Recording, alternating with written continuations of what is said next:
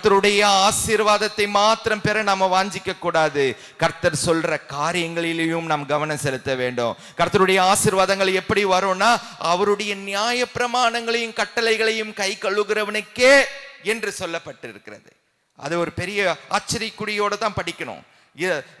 கர்த்தருடைய ஆசீர்வாதங்கள் எல்லாருக்கும் இருக்குதான். பட் ஆனா அவர் யாருக்கு மிகவும் முக்கியத்துவம் கொடுப்பார் என்று சொன்னால், அவருக்காக பிரையாரிட்டைஸ் பண்றவங்க, அவருக்காக உழைக்கிறவர்கள், அவருக்காக நேரம் செலவழிக்கிறவர்கள், அவருக்காக பக்தி வைராக்கியம் கொள்ளுகிறவர்களுக்கு இந்த காரியங்களை கர்த்தர் செய்வார். அநேகர் இன்றைக்கு தேவனை விட்டு பிரிந்து தூர போன நிலைமையில கூட இருக்கலாம். இந்த ரதத்தோட அனுபவம் இல்லவே இல்லை.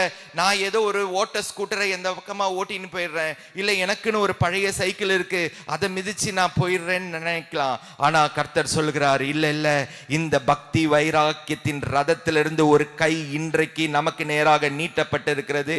யெகூ எப்படி அன்றைக்கு ஒரு கையை நீட்டி உன் இருதயம் என் இருதயத்தோடு இசைந்திருக்கிறதா என்று கேட்பது போல, இன்றைக்கு பரலோகத்தில் இருக்கிற ரதத்தின் கரம் நமக்கு நேராக நீட்டப்பட்டிருக்கிறது. என் இருதயத்தோடு உங்கள் இருதயம் இசைந்திருக்கிறதா என்ற அந்த கரம் இன்றைக்கு நீட்டப்பட்டிருக்கிறது. இந்த கரத்தை பிடித்து ஏறுவது நம் கையில தான் இருக்கிறது. ஹல்லேலூயா, ஹல்லேலூயா. ஆம் ஆண்டவரே, இசைந்திருக்கிறேன், நான் ஏறுகிறேன் என்று நாம தான் முயற்சி பண்ணணும். ஹல்லேலூயா.